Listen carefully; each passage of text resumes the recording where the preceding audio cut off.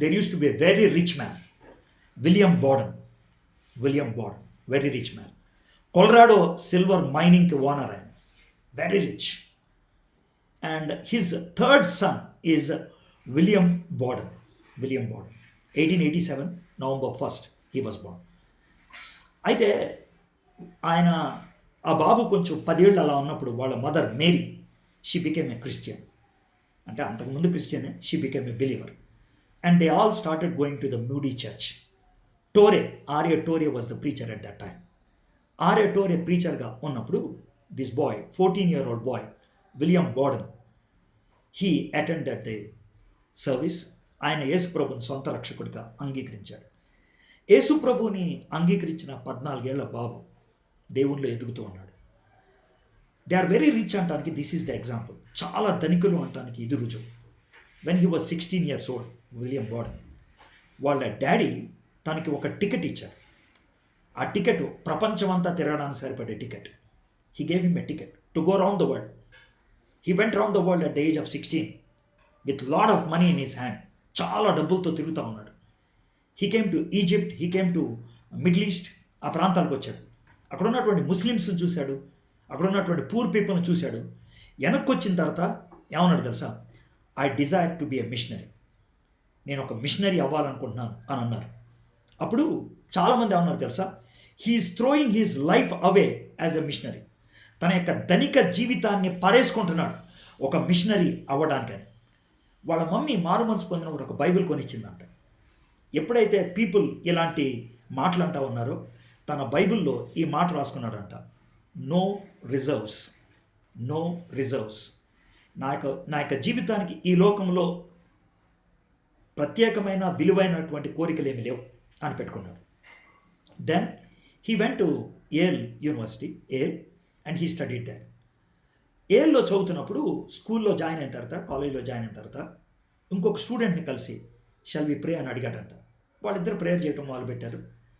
ఆ ప్రేయర్ మధ్యాహ్నం ఇంటర్వెల్ టైంలో, బ్రేక్ టైంలో ఆ ప్రేయర్ ఎంతగా స్ప్రెడ్ అయిపోయిందంటే yellow after some time, after 6 or 7 months, 1,300 students were gathering for prayer. 1,300 students. 1,300 students. So powerful was William Borden. ఆ టైంలో వాళ్ళ డాడీ చచ్చిపోయాడు. And all the property has come to him.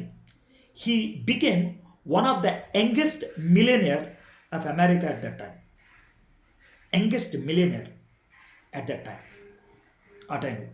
అయితే ఆయన ఇచ్చినటువంటి డబ్బులు ఎక్కువ శాతం మిషనరీ గ్రూప్స్కి ఇచ్చేస్తూ ఉండేవాడంట.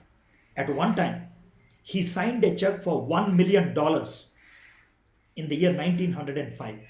$1 million to student voluntary movement. So he gave away money like that.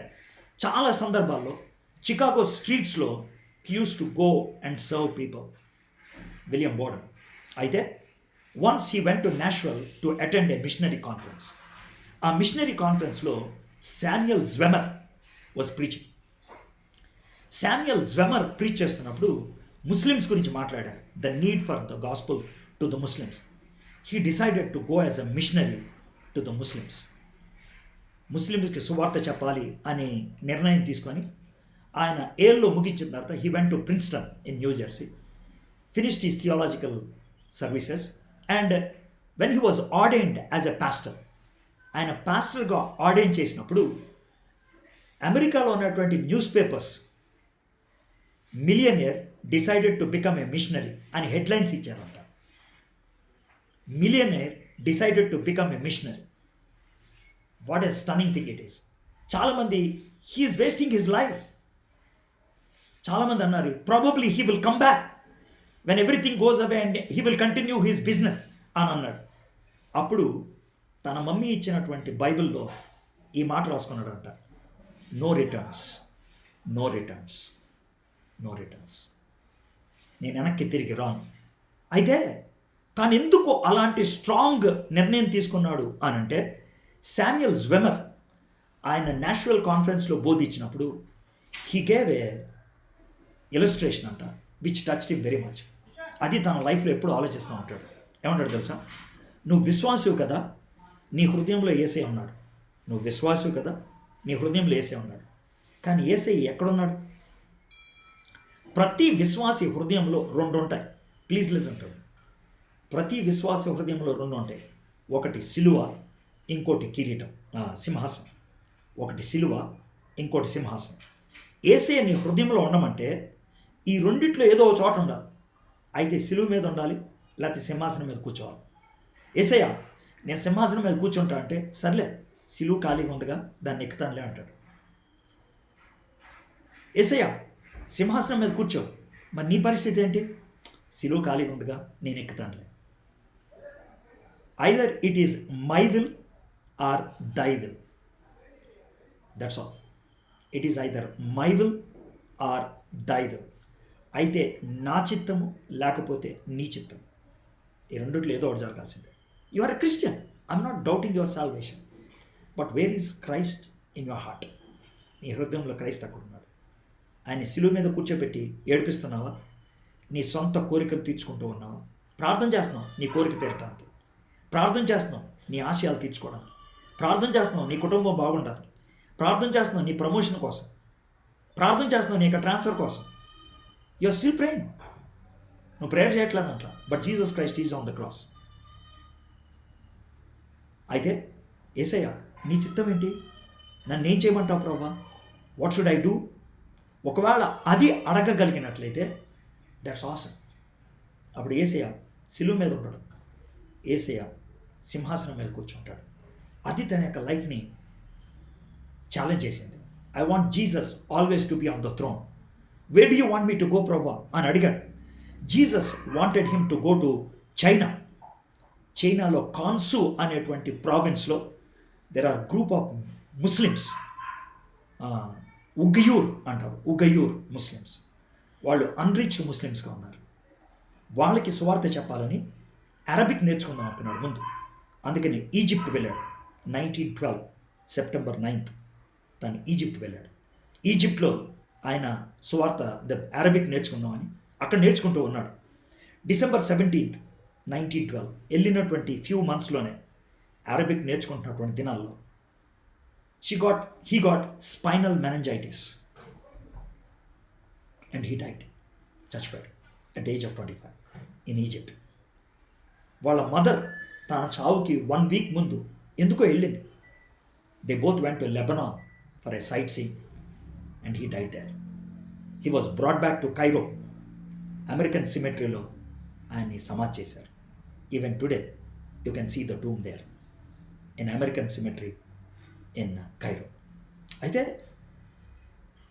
When he died, వాళ్ళ మమ్మీ తాను ఇచ్చినటువంటి బైబిల్ ఓపెన్ చేస్తే తాను చనిపోవడానికి 2 days 3 days ముందు ఇంకొక మాట రాశాడు, నో రిగ్రెట్స్, నో రిగ్రెట్స్.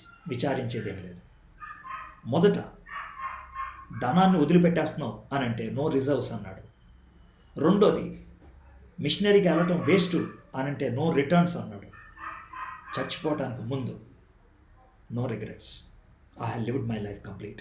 చాలామంది అనుకుంటారు తెలుసా, విలియం బోర్డన్ 25 ఏళ్లకి యంగ్ లైఫ్ చనిపోయాడు, ఏం లాభం అని. No no, he influence 1300 students directly.